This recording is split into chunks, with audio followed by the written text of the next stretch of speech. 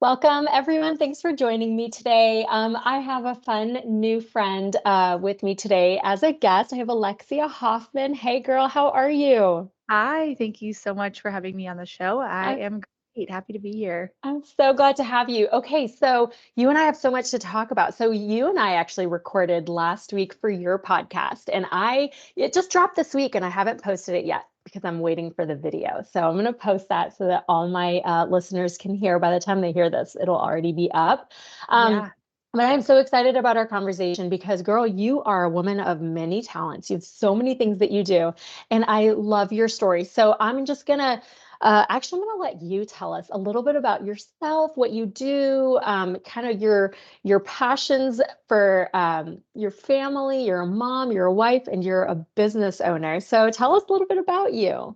Yeah, thank you for all of the kind words. My background is I grew up in Southern California and moved out to Michigan on a lacrosse scholarship. After a year, I decided that it was not as fulfilling as I expected it to be. So I quit and I got into real estate at 19. I didn't know anybody in the state outside of other college students. And I really just bootstrapped it, made it work. And after I switched brokerages. I sold one condo in 6 months and then switched brokerages. And then my first year did 20 transactions at 19 and, just not knowing anybody. So by 23, I got my broker's license. I became an owner of my company. Um, and just really poured into people. Always found myself passionate about people, always really extroverted, loved building community. And so, as I kind of developed that, I found myself struggling again with that fulfillment piece. I had kind of achieved the goal and I was like, what's next? So I built my real estate team and I was pouring into these agents that I just didn't feel really were wanting to spend the time to apply themselves. And I was spending so many hours to create content for them. And I was like, I love the idea of coaching people, but I want it to be people who want to better themselves. And so I ended up getting pregnant with twins. My husband and I had started buying rental properties over the last 2 years we were married. Got pregnant with the twins. We had 40 doors at that point. My husband left his job to go full time to managing. And then we got into development. He accidentally started a construction company because we had bought an old elementary school and he was turning that into apartments. So, really blew up the rental stuff, blew up the, property management, development. Um, and had our twins. We both kind of navigated being entrepreneurs together full time while also raising these two babies. And then decided we were really crazy and wanted to get pregnant again really quick. So we had another baby. So I have 17-month-old twin girls and then a 2-month-old daughter. And then my husband and I work together on some of the development. He runs the construction side of things. I do the design. And then we bought an old restaurant in our town. We're fixing that up. So completely redoing that. Trying to open a coffee shop. There's just all kinds of entrepreneurial ventures that come up. And then I earlier this year started Mom Boss Central. So that is my passion, my heart. It is a community for entrepreneurial moms. So working moms who have side hustles, people who are full-time entrepreneurs, or moms who want to start a business, anything in between. It's totally free, but I created this platform for women to connect because as I had been an entrepreneur, once I got pregnant and became a mom, I really struggled to find the community of women who understood both. I felt like the moms groups were really great for the mom aspect, but I felt some shame for the work that I was doing. And then the business groups, helped me promote a business, but they didn't understand that I wanted to be home to spend dinner time with my kids. So I created a community that was to support and empower moms that were also trying to work. So that is me in a very long nutshell. I love it, girl. So really what you're saying is you should be on HGTV with your husband is like the conclusion of that whole story. I would love that. I would love that. I think, we definitely have certain parts of our life that are very interesting and unique to us, like having three kids under 18 months and both being entrepreneurs. But there is also a lot of non-sexy stuff too. But we have a farm, so we can, do the Chip and Joanna with the goats outside, maybe. Right, girl. And you were telling me before we hit record that so you basically have completely like you came into a town that really was a super small town. You live on Yeah. acres, you like buy a cornfield, but there really wasn't a lot in the town. And you have bought up a lot of these older buildings. You've revamped them. You've contributed so much to the community. So what made you do that? Tell us about that. Yeah, yeah. Honestly, I felt for me it was a God thing of we just found this little village. We had never heard of it. I mean, there is 200 people in village limits, 2,000 in the county, so it's tiny. There is, I would say less than 15 storefronts, and I would say 10 plus were vacant when we moved here. And I have always been passionate about community. And so we found this house, we loved our property. We never had the intention of like buying up this little town. It just kind of happened naturally. So I had walked into this old hardware store and said, "Have you considered selling for a real estate office?" The ones that were vacant, a lot of them weren't for sale. They're used for storage or for, um, you know, there's a few business owners in towns that have auto body related work. So they weren't for sale. But the hardware store, they apparently had been trying to sell for a long time or wanted to get out of it, but they couldn't. So I walked in. They were open from like 10 a.m. to 4 p.m., cash only, no weekends, closed the whole month of February.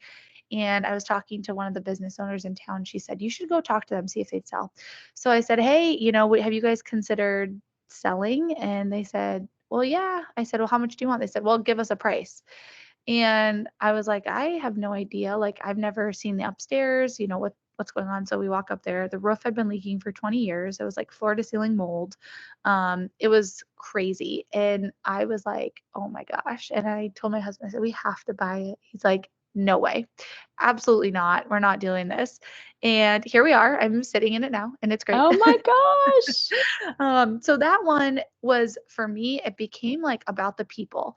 So after hearing them talk about how they wanted to get out and they wanted to sell, but they couldn't, and they were stuck like working this business that really wasn't serving the community, unfortunately, just because of how limited their hours were. And the people that wanted hardware, like they wanted it after work, so they couldn't come in. And the owners were frustrated that the community wasn't buying more. So it was really just this dynamic that broke my heart.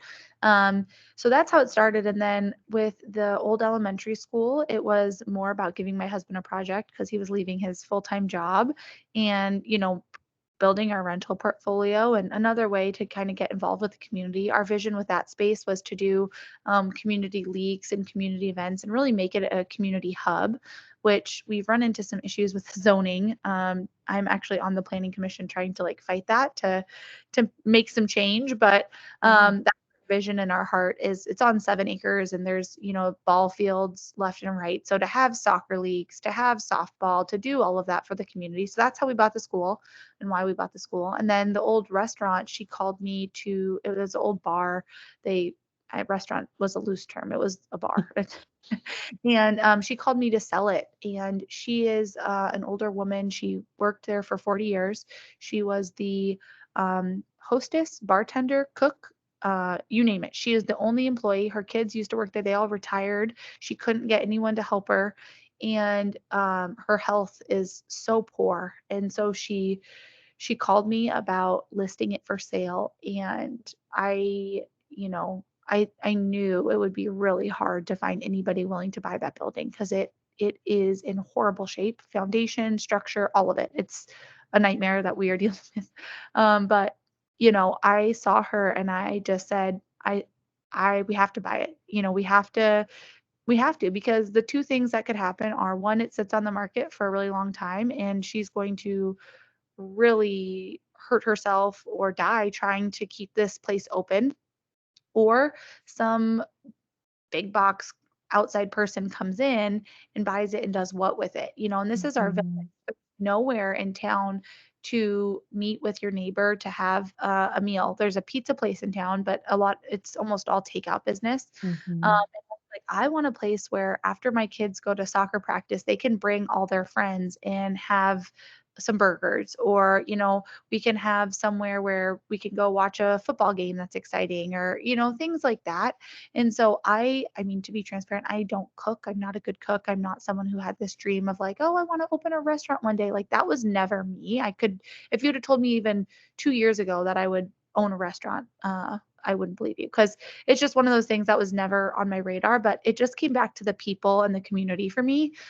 So like my heart with that is if we can break even and give our community a place to gather, that's the win. So that's That's for amazing. Oh my gosh. Okay. So basically we have to like have an episode every few months to see what your process is so you can fill us in on how you're doing all of this because Yeah.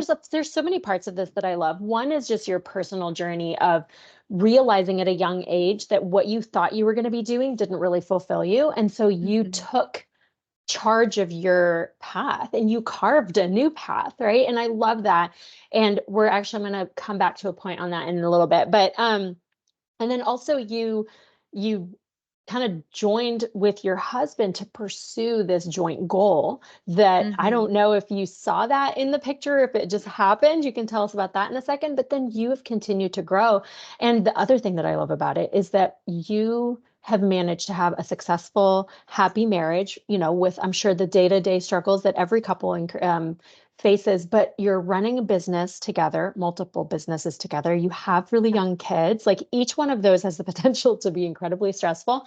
And as you Yeah. know, I work with couples, and that's kind of my main audience. And so I want to delve into that. But before I do, I want to kind of plant our little seed that we're going to come back to.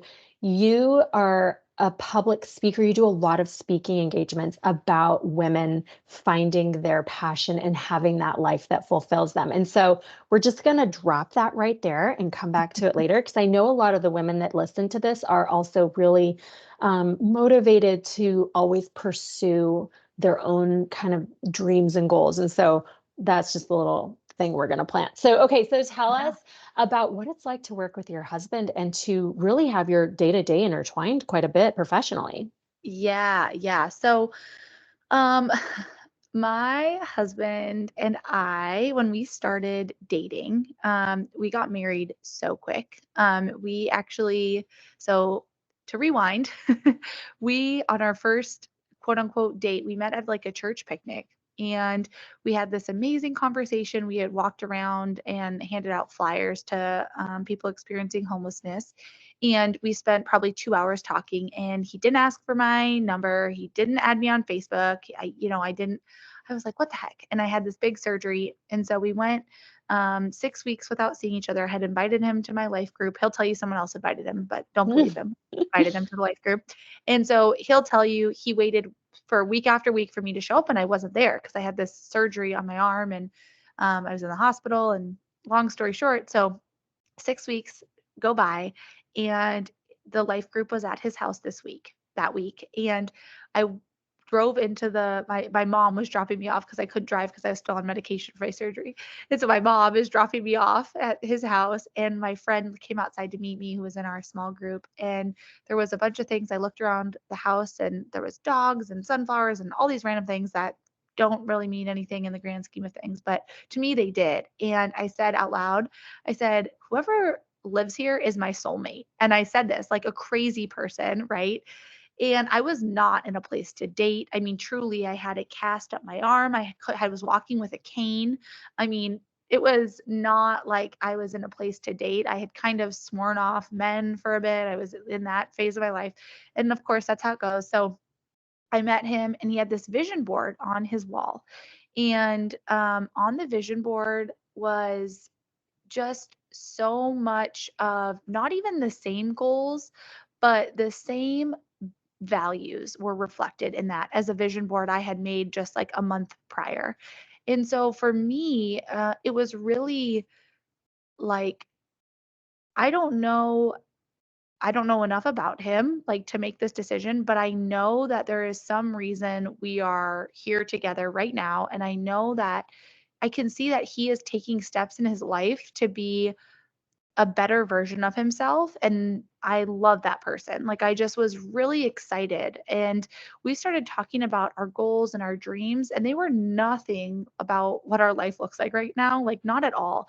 But it was that he had plans, and he was taking action towards, like, an intentional life that he wanted to create, and I just loved that about him. And so um, we actually bought our first rental property when we were engaged. I had gone to a conference. He had a property with some buddies. I should say he had his first rental property before that, but and he would Airbnb rooms of his house. Like he was really, entrepreneurial minded. But on his vision board, it said he wanted to be the CEO of the company he worked for, and I challenged him on that because I had already had my real estate license for a few years. I didn't have my office or my brokers yet, but I was like, why do you want to be the CEO? Like, why do you want to work for someone else? Like, what is that? And he's like, oh, and for him, that was like as big as he could think. Like, that was the big, shiny thing. And so then we started dating, we got engaged, and we started buying rental properties. And it really happened naturally. I went to a conference and we had been talking about buying a property, and I heard this woman speak. Dixie Decker is her name. And she spoke about buying student housing. And I was just on fire after hearing her speak. I was like, babe, we have to do this. So the next day we went to IHOP, we sat down and we planned it all out. And then the day after that, we went and viewed a bunch of properties. And the next day we submitted an offer, and then we just bought our first rental property. And that's how we started working together. It was like a total, like we had always talked about this dream life and goals and big things. And then one day we just did it. We just decided, like, hey, and it wasn't like we're going to be business partners. Like that was never on the radar when we started. It was like, oh, we bought a rental property together, and oh, I guess we need to navigate this tenant, and we need to navigate how to clean it out, and we need to navigate. And so it just happened naturally. Um, and so that's how we started. Is your question what? I'll let you ask the next question. No, that was, yeah. No, I don't know if Um, I answered that yeah, right. no, absolutely. Okay, so then how, like, it, whatever you're comfortable sharing about, like, what has been really, really fun about working, because I'm all about like having fun with your spouse. So I think that's so Yeah, important to invest in that friendship and nurture that. So what's yeah. been fun about working together, and where have the challenges been in working together? Yeah.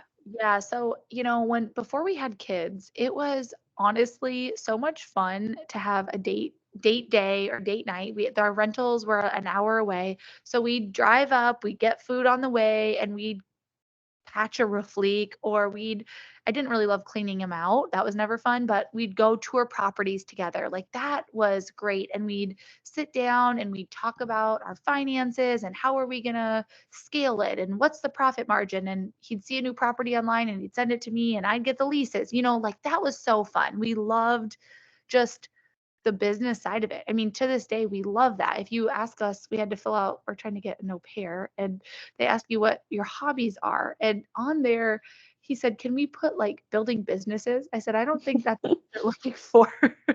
But truly, that's like our passion and our hobby. And that's like how we have fun together, that and board games. But anyway, Mhm. so that's been really, really fun. And now the fun part is scaling. So I do a lot of design for our properties and for his construction company. So that's fun. We're diving into new builds. We bought a 10-acre parcel that we're starting new construction. So diving into that together is really fun. And supporting each other's individual dreams is also fun because I love when he comes to me with like a business problem, like not to solve it, but to like talk through it together. Like, hey, I'm really struggling with this. What are your thoughts? Like that is the biggest compliment to me. And I love talking through that. Or for me, like opening this coffee shop I'm trying to do in my office, he walks alongside me and our personalities are very complementary. Where he is the saver, he's logical, he's not emotional. And I am no logic, all emotion. I'll spend as much money as I can get my hands on. And so there's a lot of compliments, but that's also the struggle that we face. Mhm. So, a big struggle for us is our styles of communication. I am loud. I talk with my hands. I'm an emotional person and I like to get things solved quickly.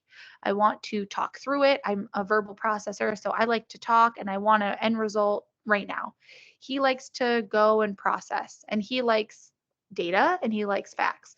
So something that we've struggled with is like I have an idea and I'm trying to talk through it with him because I'm, verbally processing. And he's like, well, that's not going to work because of this, and that's not going to work because, and I haven't gotten there yet. I'm like, hey, let me just talk through it. So that's one struggle that we have. Another struggle I think that we have is um, just remembering to slow down. I think we like to do things really fast. We got married fast, we had kids fast, and we built our businesses fast. So it's hard for us, I think, to remember, hey, we're doing a lot. It's okay. We don't have to do it all right now. And sometimes that comes out in different ways with one another. Like he'll want to remind me I need to slow down, but I don't want to be reminded that I need to slow down, if that makes sense. Total sense. I love that I mean, from what you're describing, it like you've had to really grow along the way. Like you both were really excited about what you were doing, and then you just had to keep learning better ways to do what you were doing. Yeah. So how did adding kids to that dynamic change? I mean, because having children is a full-time job, especially when you have so many in under such a young age. And Yeah. then running multiple businesses at once is a full-time Hmm. job. So Yeah. how's that going? Yeah, so I mean, it was so interesting because he quit his job in August and then I had my twins in October. So we Wow. had a really short adjustment window for him to get used to entrepreneurship. I have always been an entrepreneur, I've always made my own schedule and had that freedom. But for him, it was a really hard adjustment of still feeling. I think his worth was really tied to his productivity. It still is, and for him to feel accomplished, he needs to spend X amount of hours working each day. And I had a hard time understanding that because I was like, hey, you have the flexibility. Let's go do something together. Or, you don't need to keep working today. And so that was hard for us to navigate. And then once we had the twins, um, he was with me so much of the time. I mean, it took months before and we felt comfortable with one of us being alone with both of the babies. I mean, we're first time parents. We have these two babies. I'm trying to breastfeed them, but they also needed bottles because they had low blood sugar. I mean, it was just this crazy season. He says, he doesn't remember the first 6 months. Hmm. And I think what it for us, it was trying to figure out our personal preferences and then sharing that, like creating a space where we felt comfortable to share with each Hmm. other. Because I think there was a season where we didn't feel comfortable sharing, and there's still certain things where I wish I created a safer space for him and vice versa. Just of how we communicated in the past, it definitely impacts our comfort level. And so we've been really intentional with therapy. I mean, we've seen marriage counselors since before. We even got married and we've continued to do that. That's definitely important. But I think it was not putting my own expectations and my own preferences on him because my expectation was, oh, we have the flexibility to not work Monday through Friday 9 to 5, so I like to work nights and I like to work once the kids go to bed, and he doesn't like he likes routine, he likes schedule. So I think it was figuring out what that routine looked like with kids, in addition to him being new to the entrepreneurial world as well. So it definitely took some adjusting, but I felt like it was so great to have the flexibility. And I don't think I would have survived having twins if he was gone at a 9 to 5 job. I truly don't think I would have wanted to have another child as quickly. I wouldn't have been able to, return to work with the same confidence that I did because he was my lifeline during that season. I would not have made it without him. I love that. It's so great when you have a good partner. Like a lot of couples just don't get to experience that, and that's it's sad. But one of the things I was thinking about while you were talking is, I think as one of the most common things we say is communication is super important in a marriage. And when you ask a couple, like, especially if they're coming to therapy, one of the main things they say is we want to learn how to communicate better. Yeah. And when you talked about learning how to manage your routines and work around having different work preferences and the time of the day you work and the way that you work and the way you structure your life. I imagine that took a lot of conversation and not just like at one sit down, it's like ongoing, right? Some of them are Mhm. formal sit downs and a lot of them are just you just talk as you go through your life. So if you can remember, because I know some of those early months with the babies is hard to probably pull out, but what are some of the most impactful conversations and topics that you and him talked about to really help you navigate that? Yeah, I think one of the biggest tips that I remember from our marriage sessions was to discuss something in terms of the situation of the problem, not him. So, um, with like rapport, the rapport method, we had done the I feel statements before. We'd done that for a really long time. But when we started doing them and we couldn't say you, that was a game changer because then I was focusing on the problem. I was focusing on the actual situation, and by not saying you, it made me look at what about the situation I didn't like and what about it was triggering to me and remove him from that. So if it was,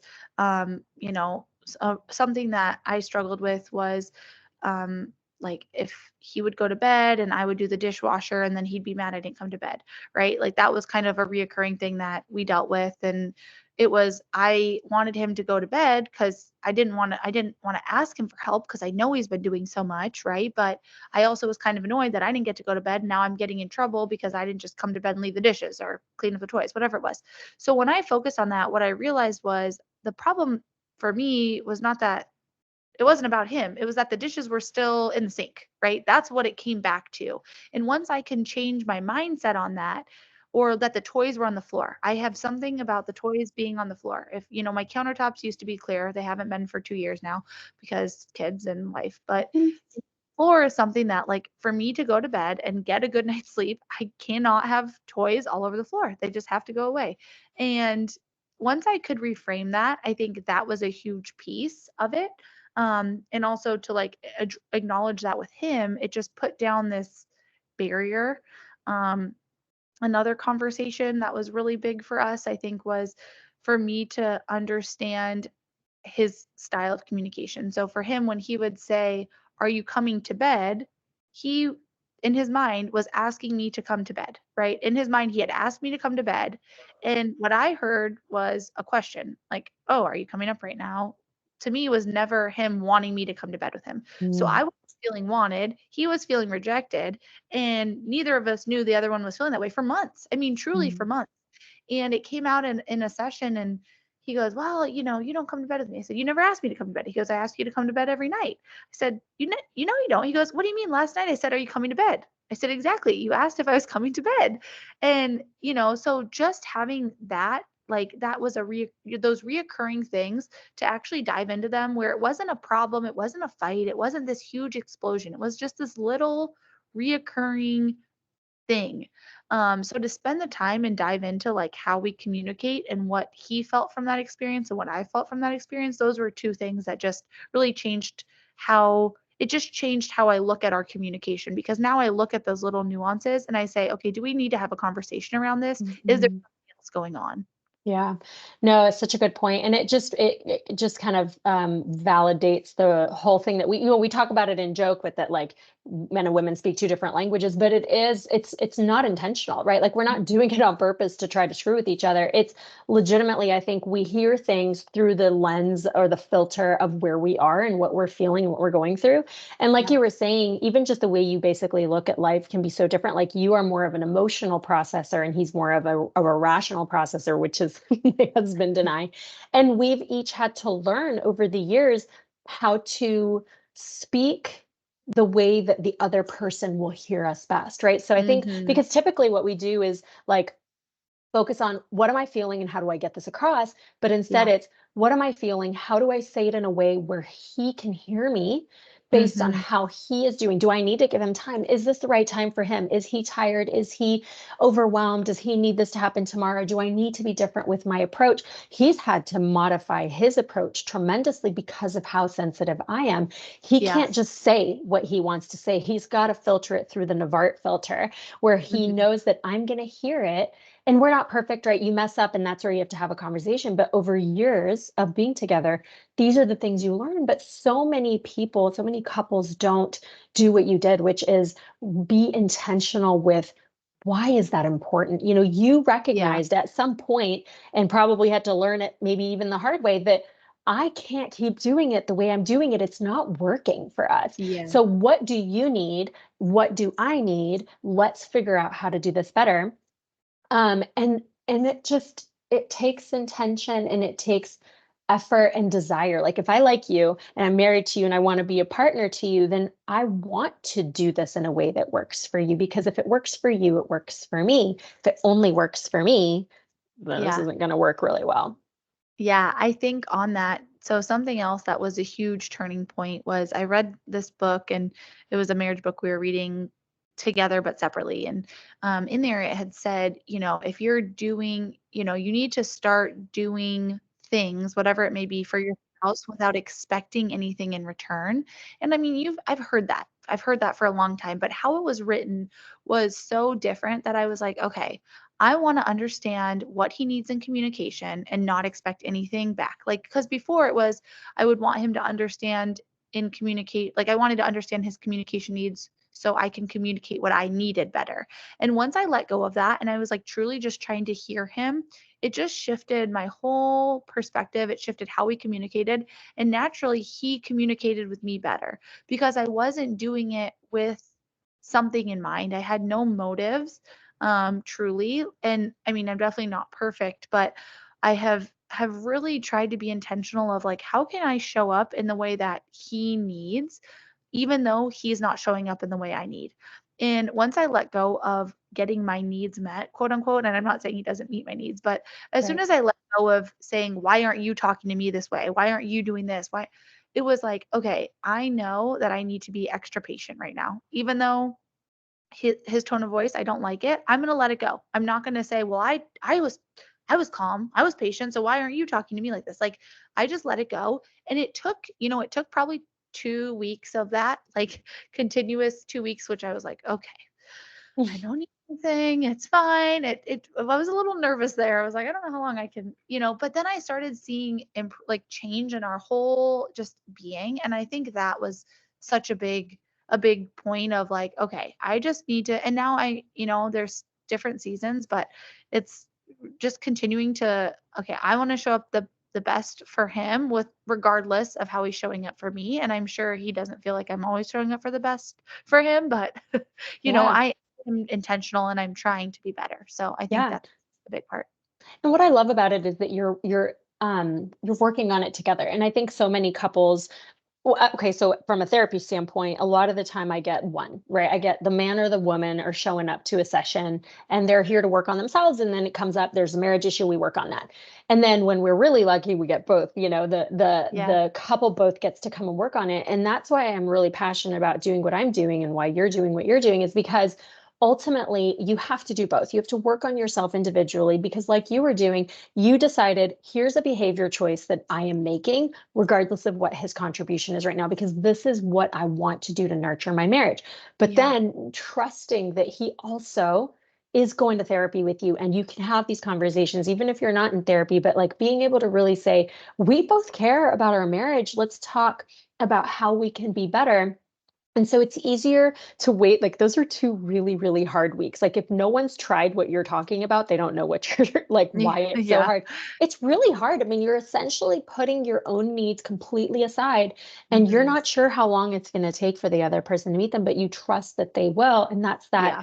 that trust in the relationship, but it does come with, you have to get there, right? And Yeah. so I love that you can look at him and know that his investment is the same as yours and that you're not just doing this on your own. And that is why, a lot of what I do is to try to teach couples that you have to put in your part regardless of where the other person is, and Mm, then they will come, right? They will join, they will yeah. follow.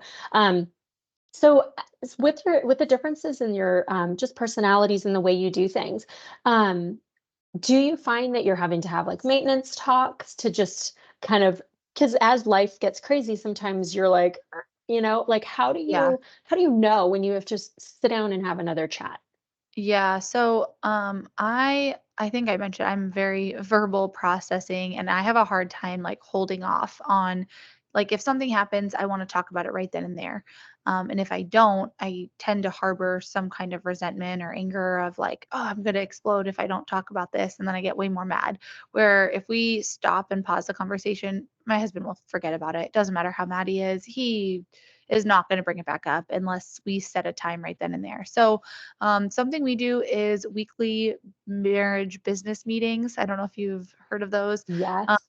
but yeah, weekly marriage business meetings. So every Tuesday afternoon during work hours when we have a nanny, we meet at my office and we talk through all the things. So we go through our schedules for the week. We talk about if, sex, we put it on the calendar if we need to. We talk about date night. We talk about alone time. We talk about budget.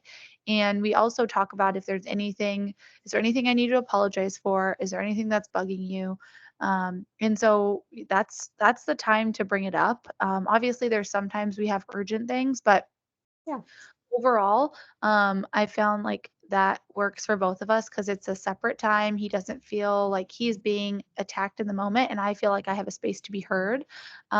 So normally that's we try to do a weekly marriage like check-in, and then there's sometimes where I feel like if I'm like, because I'm the emotional one, I'll say, "Hey, I'm feeling like really empty, like I'm on E right now. I need Mhm. some, whether it's a break, I need time away, or I need like a night where we watch a movie together or we play Yahtzee.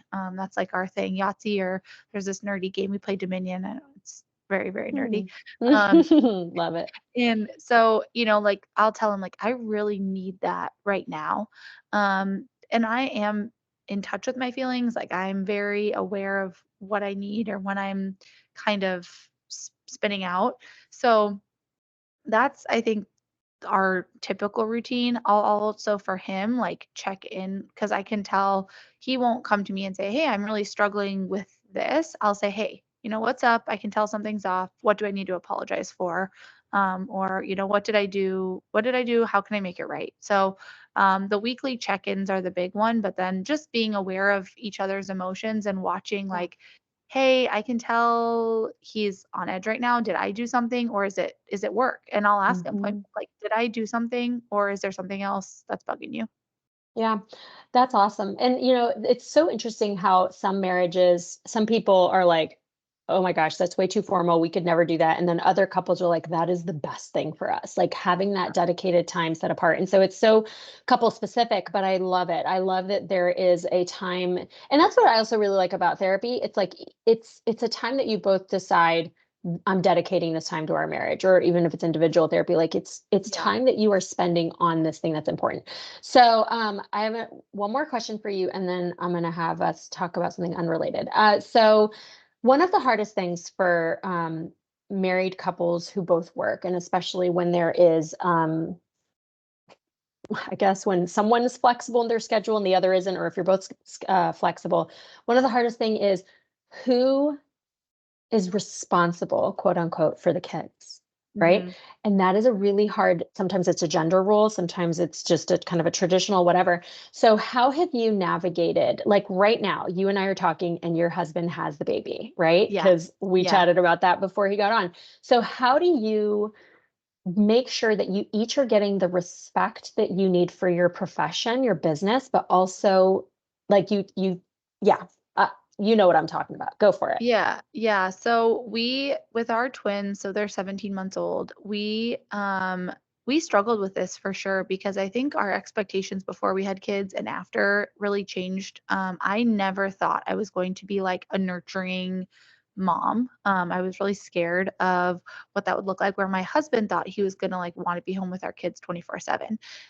So once we had them, I wanted to be with our kids a lot more than I thought I would, and he wanted to be with our kids less than he thought he would. And that's okay. It just took some Mhm. time to figure that out. But with our twins, we had, childcare, and we kind of both felt we had to be there when the nanny wasn't there because there was two. We never had one. So it kind of eliminated a lot of the one parent responsibility. I think that was like the biggest blessing with twins was we both had to be there so much. I mean, I know he didn't have to be there, but it really felt like we were in it together. We each had a kid. It wasn't like one of us was there with the baby and the other one could do whatever. We both had our Mhm. hands full. And so with the twins, it was we had a nanny, and when the nanny wasn't there, we were both there. And we still do. Now with this new baby, her name is Marna. She's 2 months old.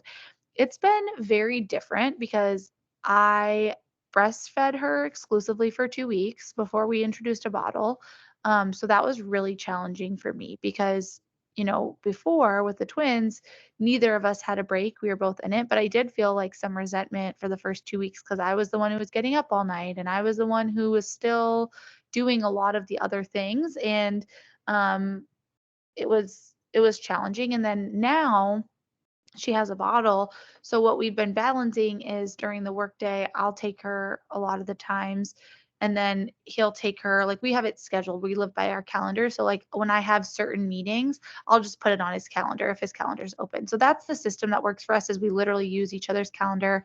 By default, I typically have her unless I ask him to take her. But I also know that if I need him to take her, I can ask him and he's going to do it Mhm. because I have that flexibility. But we are struggling. Like I'm struggling with that too. Like I'm getting to the point of we're going on 3 months of having her with, I haven't had much alone time. And the alone time I do have, I'm spending on my business.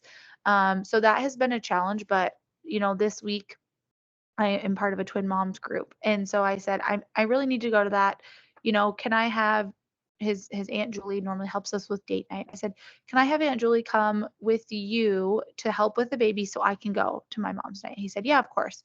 And then I actually was able to have my mom come a different night and we were able to still go on date night. So trying to work ways around our calendar. I mentioned we're trying to get an au pair. That's something that we need more help. We have someone who consistently does 20 to 25 hours of care, but the person who helps us on the other days has been really inconsistent. And so that's been a struggle, especially with having the baby and the twins. So, um, to answer your question, how our system works is when he's in charge of the twins. So in this season, he's in charge of the twins. So if the nanny's not there, he's expected to be there when the nanny leaves, unless we have a conversation around it. And I'm responsible for the baby.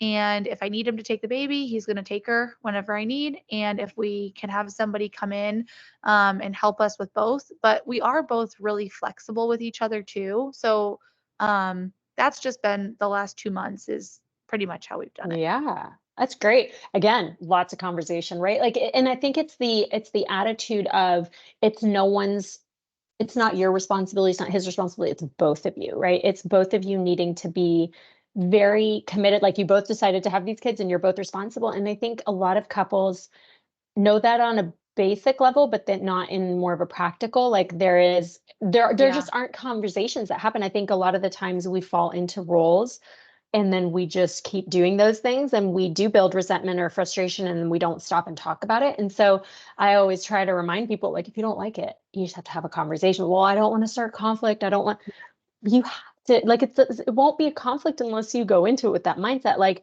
just Yeah. have a conversation. And I'm sure some of your conversations didn't go super smoothly, and I'm sure there were emotions involved and feeling exhausted and just wanting a break and not neither of you being able to really get it. And that's Mhm. really hard. And I think that it just comes back to that, you just learn the hard way, I Yeah. guess. Yeah, I think a huge thing with having the twins first was we both were in it. We both our standard of what a break looked like is very different, I think, than traditional families because for us, a break was having one child instead of two.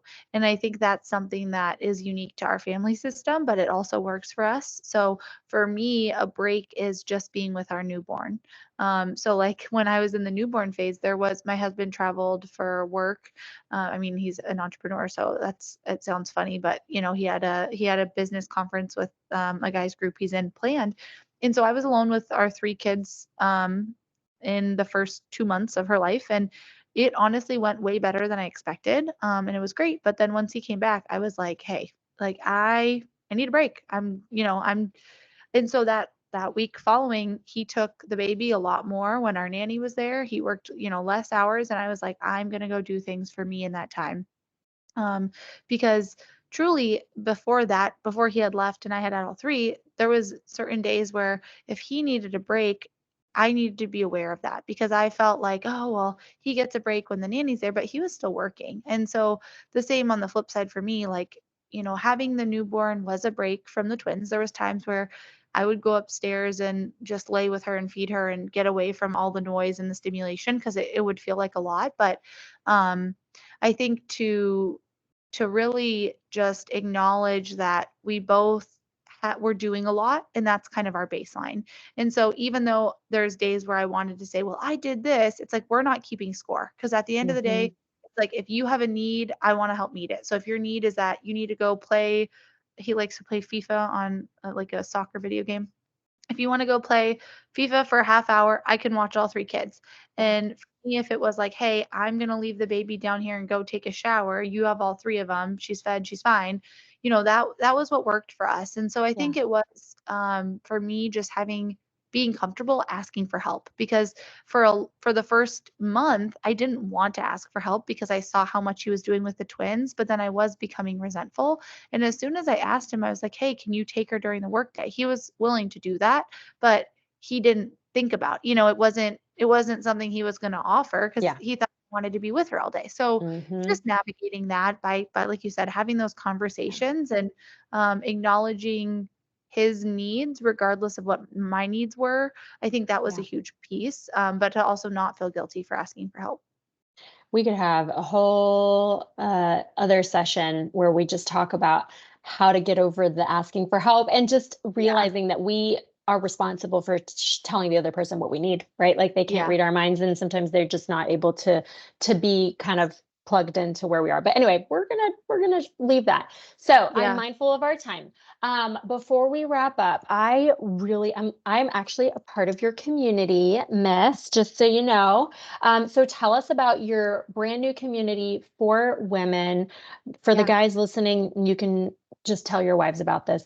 But okay, tell us about that. Tell us about what I know you introduced why you started the community, but what is it about? And then let's talk about how people can find you. Yeah, yeah. So the community is mombosscentral.com and it's completely free. It's just a platform for anyone, like I said, entrepreneurial moms. And in there is a place to meet other women. So it's almost like a news feed ongoing. You go in, you introduce yourself, you talk about your family, you can talk about your business, you can talk about any success you've had lately, goals you're setting, any unique struggles that you're experiencing, like how can we support you? Um, there's a place in there for virtual networking events. So, all kinds of ways to get plugged in. We're going to be doing more fun activities as well as business networking.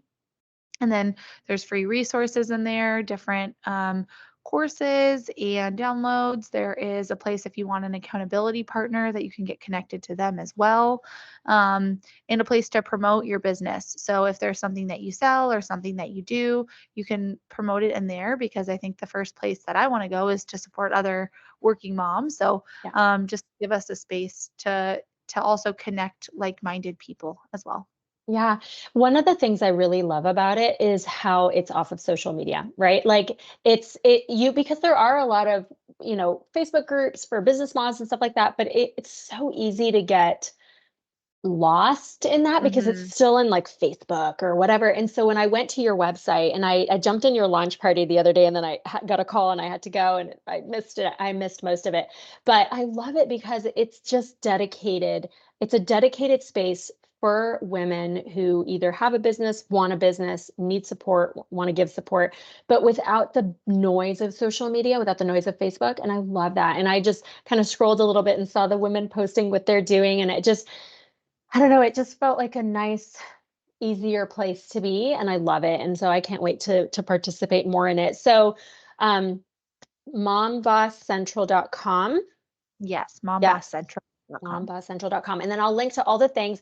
And then you on your website, you do a lot of I was looking, you do speaking to engagements, like people can find you and can book you to go speak and teach. And Yeah. so what is the main goal of when you do speaking and coaching, when you work with women and stuff like that? What is the kind of the focus for that? Yeah, yeah. So my speaking is not exclusive to women. Okay. Speak to anyone with an entrepreneurial mindset, and I help them live more fulfilled lives by speaking about passion and confidence. So my whole talk is broken into 5 lessons of basically what you need to know and what you need to do to achieve your most fulfilled life, and how to increase passion, increase confidence, and to identify, what you're passionate about. So that's what I speak about, and my coaching is again for anyone with an entrepreneurial mindset. Same thing, just diving into living your most fulfilled life. If you told me I'd be sitting here 5 years ago, I wouldn't have believed you, because the goals that I was setting at the time were just so different. The life that I dreamed of, my best life, was actually so small compared to the life I'm living right now. And there wasn't anything special about me. I didn't have any unique magic sauce to make it work. It was just intentional conversations, and so really just empowering people to go after the life that they're dreaming of, because it's so much closer than you realize. It really is, and it's so much more attainable than you realize. And so I want to help people get there, and make those dreams reality, because any of us can do it. It's just about being intentional. So That's so great. Where would people go to find that? More about your yeah. coaching. Yeah, so my website is alexiahoffman.com. You can also find me on social media. It's Alexia Hoffman Co. So if you go to alexiahoffman.com, that will actually house all my social media. It houses the link to Mom Boss Central. There's a link to book me to speak, contact me about coaching. So alexiahoffman.com is your one-stop shop to find me and all the things. So Great. And I'll link to it. Alexia, this was so much fun. Thank you so much for hanging out with me and just talking to me about all your stuff. And I can't wait to hear about the coffee shop and the restaurant, just so you know. yeah, yeah. And then we probably, I love talking to you so much. I think we have so much more we can talk about. So maybe we'll schedule another one. Yeah, yeah, I would love that. Well, thank you for having me on. I am so happy to be here and happy to have you as part of the community as well. Thanks, girl. All right. I appreciate it. And I will talk to you soon. Talk soon. All Thank right. you. Bye.